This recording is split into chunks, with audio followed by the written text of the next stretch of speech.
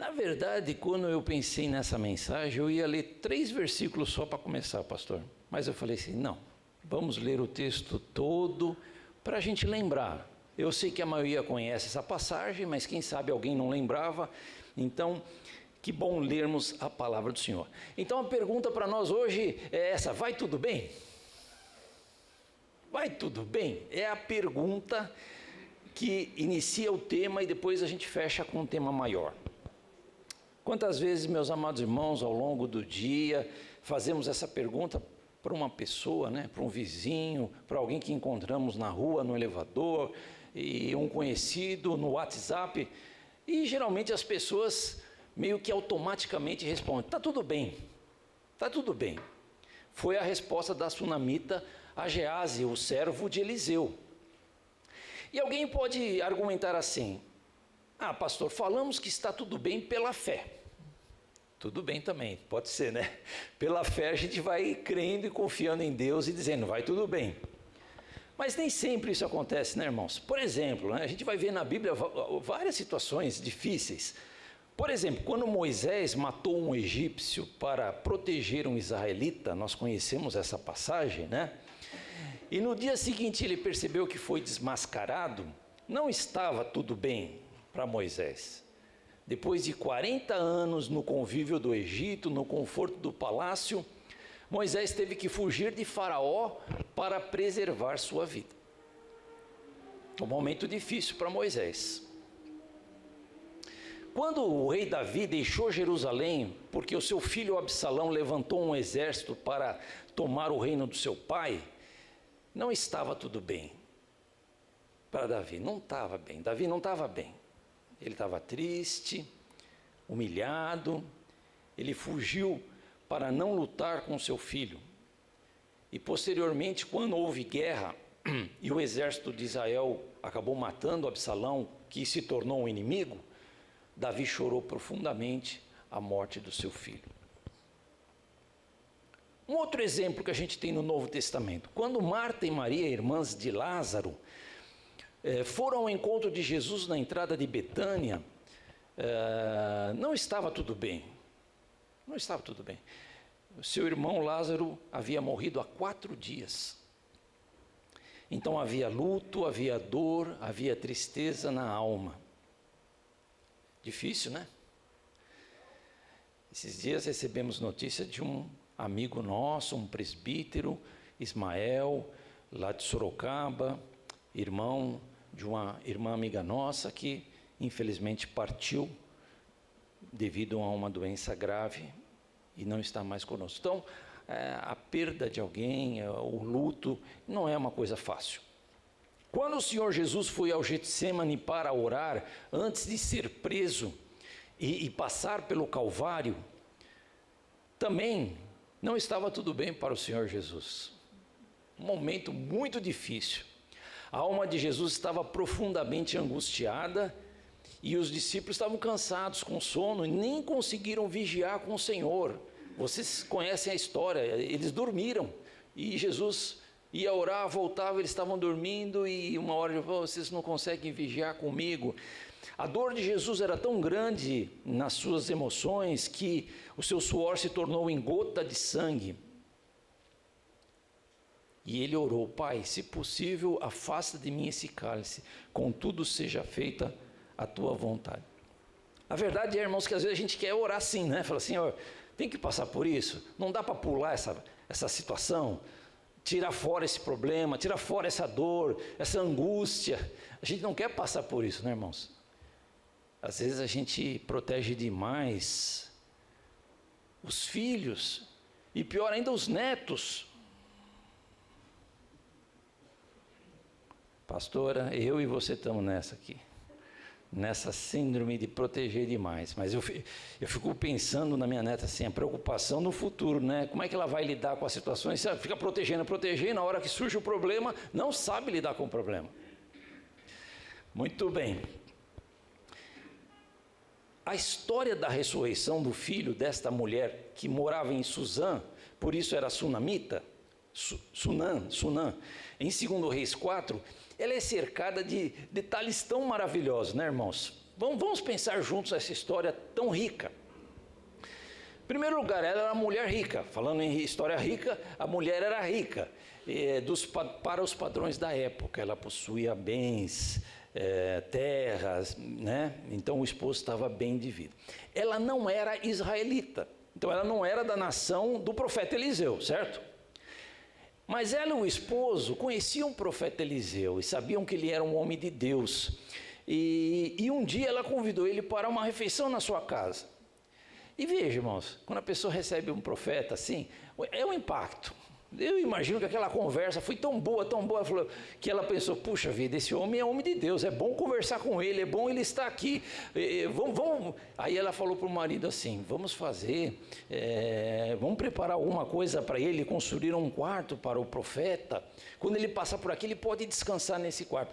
E veja os detalhes do quarto, né? Que como mulher, ela se preocupou, ela diz assim, vamos construir um quarto com paredes de tijolos aqui no andar superior, colocar nele uma cama, uma mesa, uma cadeira e uma lamparina. Assim, sempre que nos visitar, terá onde ficar. Poxa, que interessante, né? Com isso, essa mulher queria abençoar o profeta e teria também a alegria de ter a sua visita. É bom a gente receber a visita de alguém de Deus, não é verdade, irmãos? Quando os irmãos abrem a célula na sua casa e as pessoas chegam para te abençoar, é muito bom. Esses dias eu viajei com um cunhado meu para Campinas e nós passamos por uma cidade chamada Capão Bonito, lá em São Paulo. Quem conhece Capão Bonito já passou por lá. E tem um pastor da nossa denominação que trabalha naquele lugar, né? E no meio do caminho eu lembrei dele, aí eu disse para o meu cunhado, vamos dar uma passadinha na casa do pastor fulano que mora lá e tal. Aí ele falou, vamos, não tem problema, não temos pressa de chegar. E eu mandei uma mensagem para o pastor, falei, pastor, você vai estar por aí, eu vou passar aí tal hora, eu queria tomar um cafezinho com você. Aí ele falou, aí eu desliguei, perdi o celular, assim, o sinal, estava na estrada. Quando eu cheguei em Capão Bonito, eu abri de novo o WhatsApp e ele falou, eu vou estar aqui, pode vir. Aí eu liguei para ele, ele deu o endereço, nós logo chegamos na casa dele. Ficamos ali 1 hora mais ou menos, conversando com ele. E sabe aquela família meio antiga assim, pastor? Ele nos recebeu, eu e meu cunhado na casa e a esposa não apareceu. Ficou fazendo algum trabalho lá fora, não sei o que e tal. Daqui a pouco, você aceita um cafezinho? Eu falei, aceito, café, né, pastor? Café é bom, né, pastor? Café é bom. Aí ela trouxe um café com um pedacinho e um bolo, aqueles bolos de fubá, assim, redondinho, bonitinho e tal.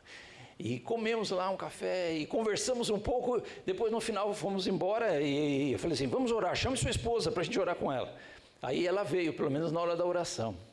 Aí oramos com eles e foi um momento gostoso. Aí fui embora. Depois, mais tarde, ele mandou um áudio e falou, pastor, que bom que você veio aqui, que gostoso receber essa visita. Aí ele disse assim, eu estou aqui há 8 anos assim, trabalhando nessa igreja, nunca recebi uma visita de um pastor. Quantos pastores estão no campo, numa cidade pequena, uma igreja difícil, sozinhos, sem uma visita de um pastor? Então, irmão, como é bom receber. E a sunamita queria receber a visita desse homem de Deus na casa dela, né? Eu queria, meus amados irmãos, fazer uma primeira aplicação sobre esse assunto aqui. O que fazemos com o nosso tempo, meus amados? O que fazemos com o nosso tempo? Com as nossas atitudes? O que alimenta a nossa alma? Né? Nós estamos hoje com as mídias, com a internet, com os podcasts, e vem mensagem, vem situações, né? Hoje de manhã, a minha neta já acordou, já liga o negócio lá, né? E os desenhinhos vêm e tal, e eu comecei a ouvir, ela estava ouvindo uma frase repetitiva, pastor, que dizia assim, beba do seu próprio veneno, não sei, mais ou menos isso a frase, pastor. Você olhava lá o negocinho, não era nada sério o negócio, irmão. Mas vejam a repetição da frase. Você vai beber do seu próprio veneno, você vai beber... Aquilo é uma mensagem subliminar para fazer com que a mente da pessoa fique presa naquele negócio. É muito sério. Então, o que alimenta a nossa alma? O que nós estamos lendo? Isso é muito importante. Veja, a Sulamita queria a presença do homem de Deus na casa dela. Ela queria coisa séria na vida dela, né? Com quem desejamos andar? Quais são os níveis das nossas amizades? O cristão anda com o cristão. O cristão anda com o cristão. O cristão convive com o gentil, anda perto das pessoas para atraí-la para Cristo, mas a comunhão santa é entre o povo de Deus, irmão. Porque como é que faz? É difícil, ser crente é difícil, a sociedade está tão complicada. Muito bem, e há um ditado antigo que diz assim: diga com quem anda. Os mais velhos sabem, né? Direi quem tu és. Por quê? É isso mesmo. Aquela mulher queria o homem de Deus perto dela. E Eliseu, ao ser abençoado, irmãos, com aquele quartinho, ele pensou em retribuir com gratidão. Aqui aprendemos duas verdades, irmãos, duas verdades, né? Primeiro, que nós devemos abençoar as pessoas sem pensar em receber nada em troca. Esse é um princípio que Jesus ensinou sobre o amor, a caridade, certo? Você estende a mão. Por exemplo, olha, Lucas 6,35 vai dizer assim, presta atenção: amai, porém, os vossos inimigos.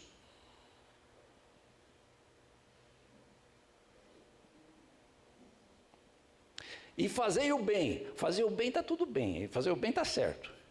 E emprestar também é complicado. Tem um texto de provérbio que diz que se você emprestar, você fica cúmplice com aquele negócio lá. Então, mas tudo bem, você pode até abençoar e dar em vez de emprestar. Sem esperar nenhuma paga. Está escrito aqui: e será grande o vosso galardão, e sereis filhos do Altíssimo, porque Ele é benigno até para os ingratos e maus. Então a gente não pode esperar nenhuma paga. Faça o bem porque tem que fazer, ajuda a pessoa porque tem que fazer, entendeu? Sem pensar em retribuição. Agora, amar os inimigos aqui, glória a Deus, né? Aleluia, é o Evangelho. O Evangelho é mais difícil do que a religião, irmão. O Evangelho é mais difícil do que só as regrazinhas boas que a gente quer. A gente só quer coisa boa.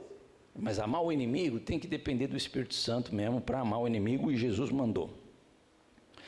Outra coisa que fala aqui que é o seguinte: a gratidão, ela é fundamental na vida cristã. O Eliseu queria agradecer a Sunamita. A gratidão é fundamental. E Colossenses 3,15 vai dizer: e sejam agradecidos. Sejam agradecidos.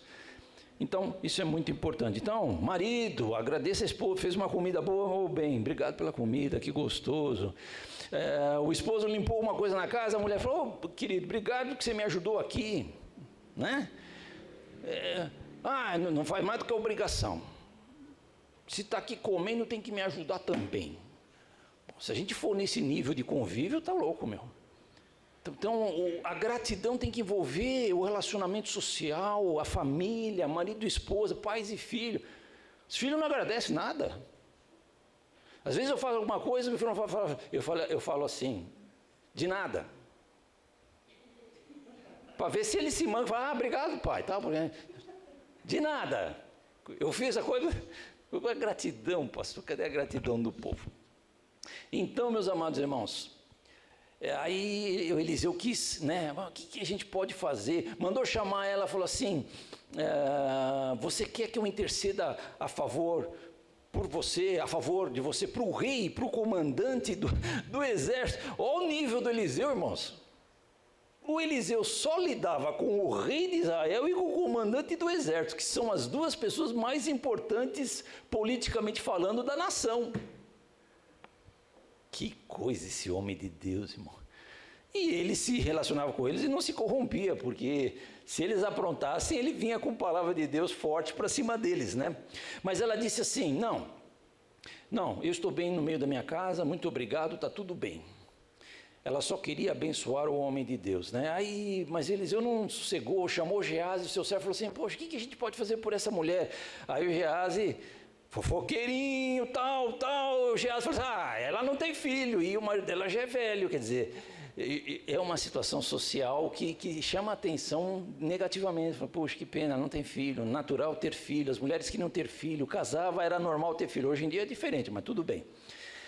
Aí que aconteceu? Uma oportunidade do sobrenatural de Deus acontecer. E esse homem conhecia o sobrenatural de Deus. Para ele era que nem comer arroz e feijão. Sobrenatural era com Eliseu mesmo, porque no mesmo capítulo que nós lemos, antes dessa passagem, está contando a história da multiplicação do azeite da viúva, e no final do capítulo está contando a história da morte na panela, quando eles foram fazer uma sopa, os discípulos dos profetas, e pegaram lá algumas coisas de fora, algumas especiarias, sem saber o que era, colocaram lá no meio da sopa. Quando foram comer a sopa, falaram: opa, essa sopa está estragada, tem morte na panela. Aí Eliseu falou: traz farinha. Trouxeram a farinha, Eliseu pôs uma farinhazinha assim, só para completar a sopa. Pode comer, está tudo bom.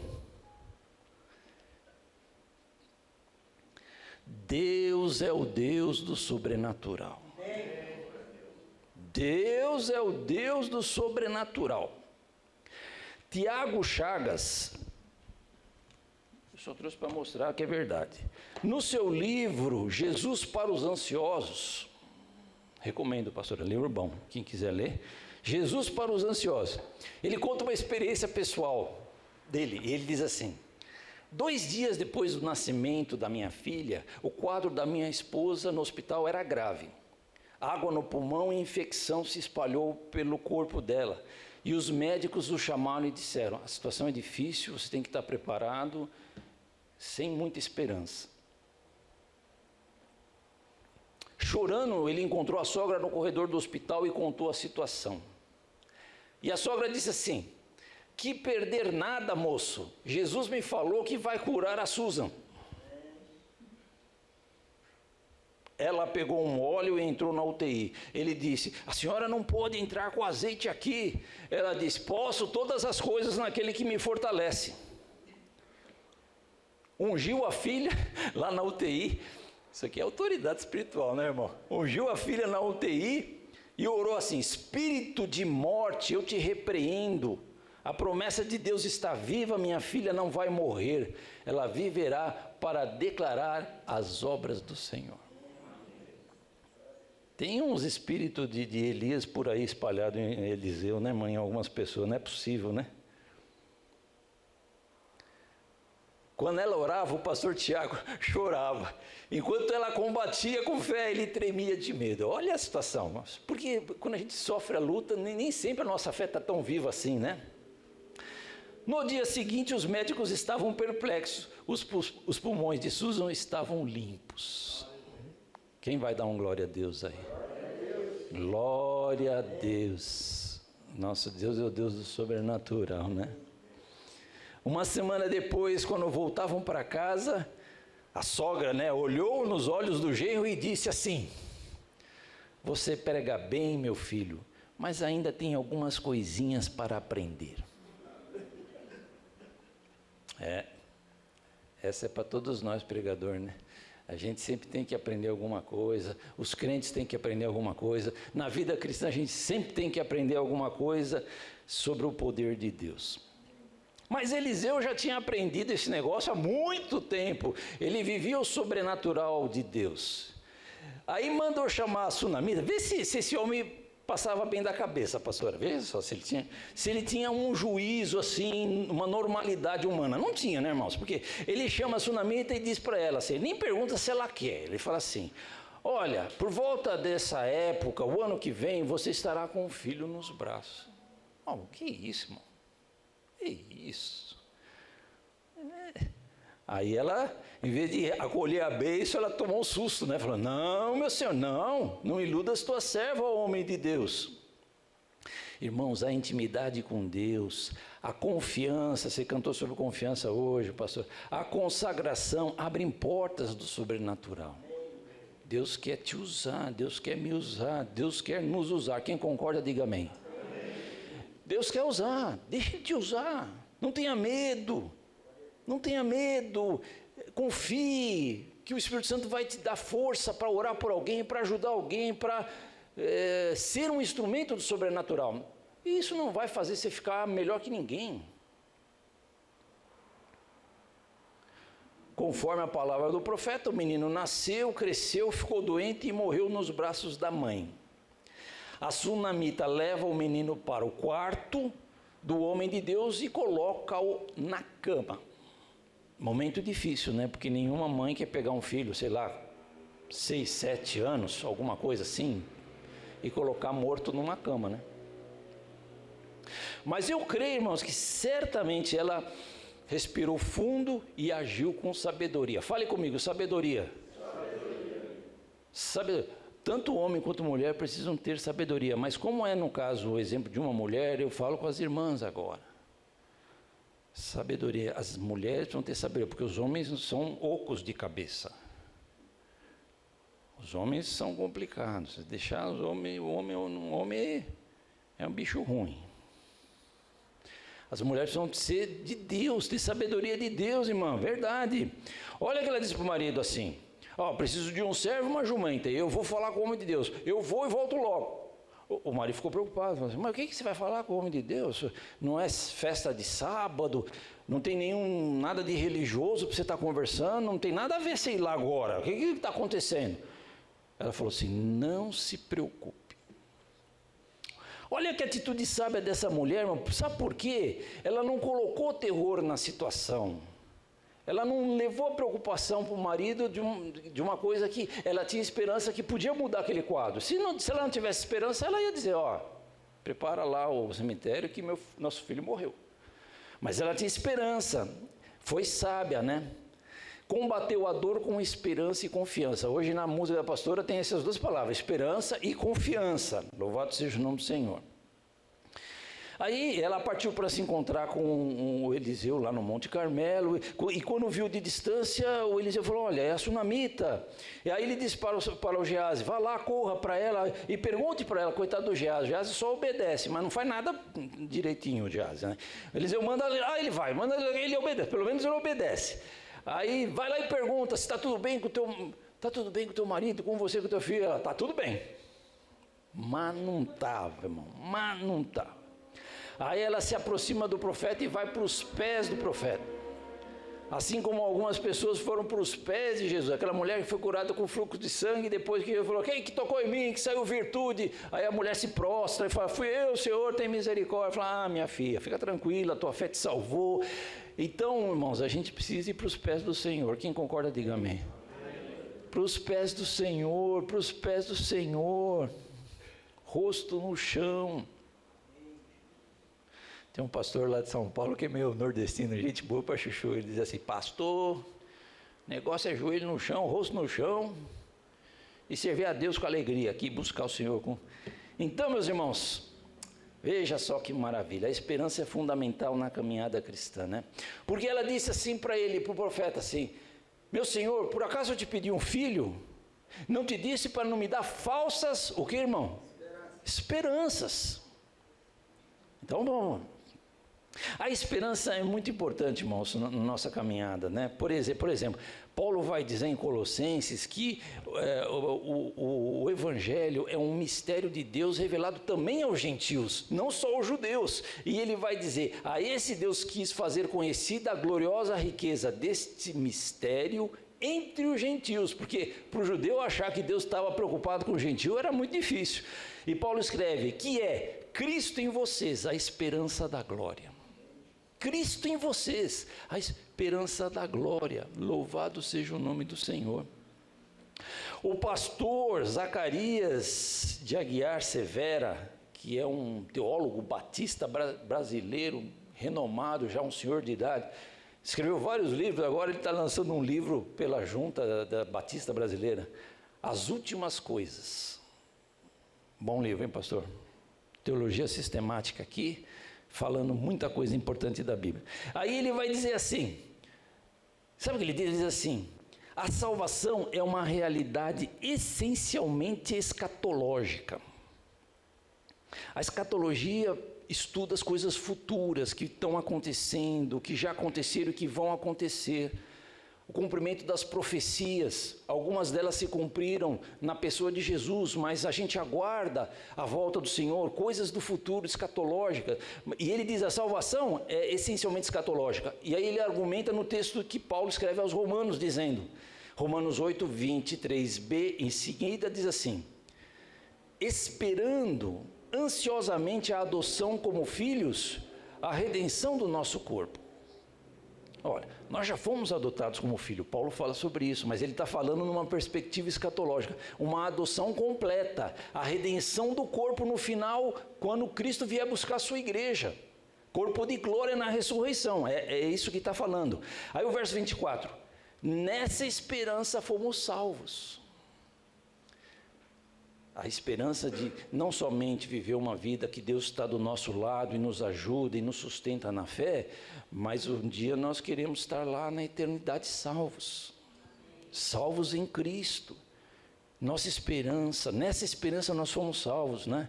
Por isso nós esperamos o que não vemos, com paciência aguardamos. Veja, irmãos, que a escatologia está presente nessa história, porque quando Marta e Maria vão falar com Jesus, elas acreditavam na ressurreição. E Jesus tem um diálogo com Marta e diz assim, ó, seu irmão vai ressuscitar. E Marta falou, eu sei que ele vai ressuscitar no último dia. Então, havia uma expectativa, haverá um dia de juízo, haverá um dia final de salvação, no último dia, quando todos ressuscitarem, os justos ficarão à direita e os ímpios serão colocados à esquerda, aquela coisa toda do julgamento, né? Por isso, meus irmãos, Jesus disse para ela assim, eu sou a ressurreição e a vida, aleluia, aquele que crê em mim, ainda que morra, viverá. Glória a Deus, essa é a nossa esperança, essa é a nossa confiança. Quando o Senhor nos chamar, nós queremos fechar os olhos nessa esperança, nessa convicção para a glória de Deus. Então, a ressurreição é uma expectativa futura, mas também é uma realidade presente. Você fala, como assim, pastor? Irmãos, a Bíblia trata isso. Salvação é agora e é depois. O encontro com Deus é hoje e depois também na eternidade.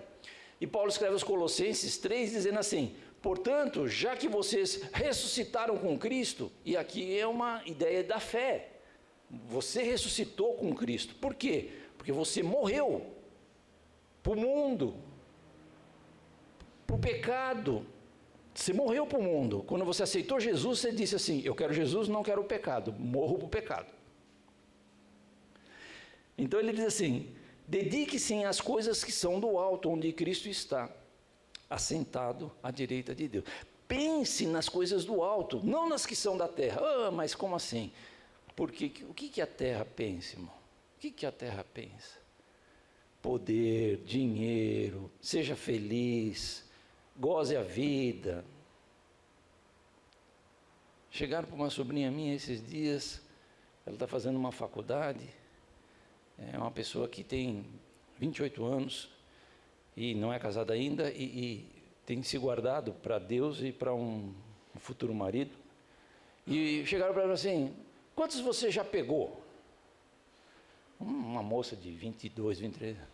Como assim, quantos você já pegou? Não é assim, você já transou? Quantos já pegou? Ela falou, não, ninguém. Eu já peguei uns 20. Um final de semana pega um, no outro final de semana pega outro. Tem gente que numa meia-noite pega 2. É o mundo, irmãos. É o mundo, é o mundo. Vós não sois desse mundo. Nós somos do outro mundo, do celestial, de Jesus, do povo de Deus. Então, veja, irmãos, nós não somos perfeitos. Os casais têm que se proteger, têm que se cuidar, têm que se amar, têm que ter carinho um com o outro, porque um tem que cuidar do outro nessa questão física, sexual. Muito importante que haja diálogo, haja conversa, entendimento, porque o mundo está aí. E as tentações estão em tudo quanto é lugar. Quem está entendendo, diga amém. Acho que não estou falando nenhuma besteira, né, pastor? Muito bem. Se a Sulamita não tivesse esperança, não procuraria Eliseu. Aí Eliseu manda Geazi ir na frente e pegar o cajado e colocar no rosto do menino, não conversar com ninguém. Ele obedeceu, né? Mas não deu certo, não estava na mesma unção do mestre, não deu certo.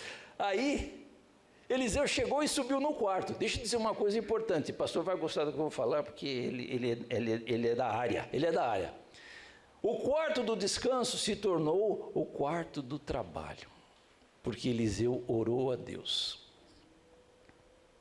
Eu não sei se o quarto de descanso do pastor é o mesmo quarto que ele luta com Deus, porque ele acorda 3 horas da manhã, ele não vai acordar a pastora. Então veja, irmão, o que ele faz? Ele sai do quarto dele, a casa dele é grande, deve ter um escritório lá do outro lado. Ele vai para o escritório do outro lado, fecha a porta, aí é bom, né? Aí tem um lugar legal para orar, né? Agora, quando o apartamento é pequeno, você quer orar e acorda a esposa e dá uma encrenca, que é uma coisa aqui. Mas ali, Eliseu teve que... O quarto do descanso dele era o quarto do trabalho agora, porque o menino estava morto lá.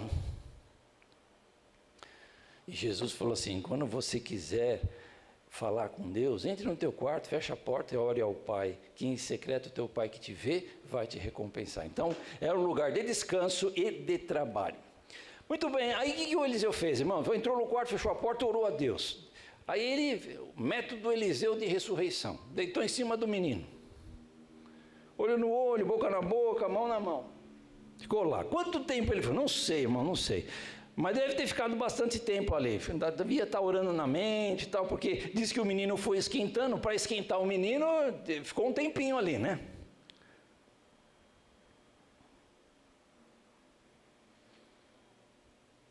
Por que tem essa coisa que diz que ele começou a esquentar, irmão? Eu acho interessante isso, né? Ele podia chegar lá e falar, em nome do Senhor, levante.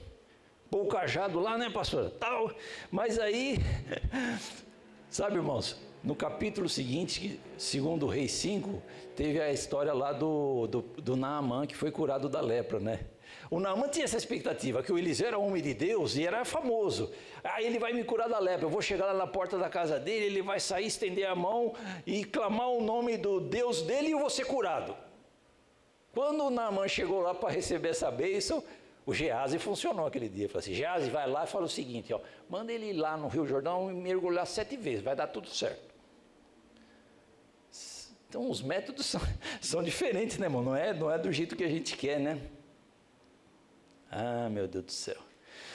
E você sabe que tem um texto na Bíblia também que eu acho interessante, que diz assim, quando Sansão, cortaram o cabelo do Sansão, ele perdeu a força e furaram os olhos dele, vocês conhecem essa história bíblica? Aí passou o tempo e o texto bíblico diz assim, e o seu cabelo começou a crescer. Eu gosto desses textos, pastor, assim, sabe por quê, irmãos? Fala de esperança. O menino começou a esquentar. Olha, parece que tem uma nuvem lá no fundo, do tamanho da mão de um homem. O profeta disse, manda todo mundo correr, que a chuva vai chegar. Mas como que a chuva vai chegar? Hoje em dia é tão interessante, né? Que a previsão do tempo é assim, diz assim, tal hora vai chover. Está lá escrito lá no dia. Aí a gente acorda de manhã, está maior sol, tal, mano. Como que meio-dia vai chover? Outro dia aconteceu isso lá em casa, lá. Deu meio-dia, o vento bateu, mudou o clima, pastor, e choveu. Mas naquela época era diferente, né? O corpo do menino foi se aquecendo, né? Deus tem maneiras diferentes de manifestar o sobrenatural. E isso é muito importante. Daí Eliseu se levantou. Não aconteceu nada, se levantou. Começou a andar de um lado para o outro, começou a andar do lado para o outro, devia estar orando, sei lá, falando com Deus e tal. Aí deitou de novo sobre o menino e aí ele espirrou. Quantas vezes? 7. Pois é, esse 7 aí, número da perfeição, acompanha os milagres, né? Vai no Jordão, mergulha 7 vezes, o menino espirrou 7 vezes, assim. Quem espirra muitas vezes aqui, assim? Porque é interessante o espirro, né? Um detalhe, pastor. Por exemplo, minha netinha consegue fazer 7 espirrinhos. A mãe dela também faz isso. O meu espirro é trombeta. É um só, todo mundo escuta. O pessoal de fora, os vizinhos do lado, tal.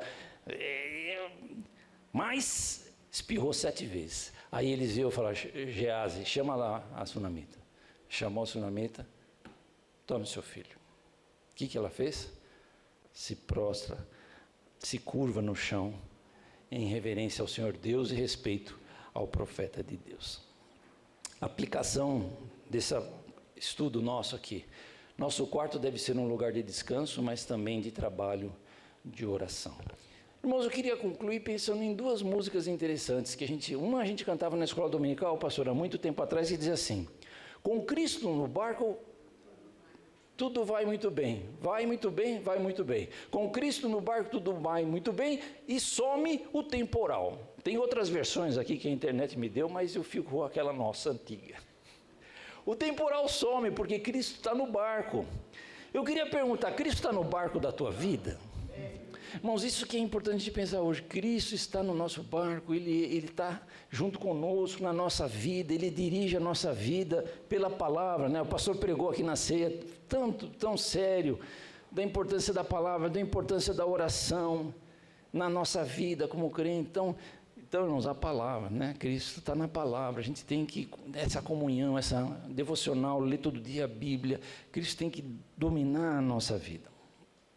E tem um outro hino bonito que diz assim: Deus tem um plano para cada criatura, aos astros Ele dá o céu, a cada rio Ele dá o leito, e um caminho para mim traçou. É um hino antigo, né? Bonito.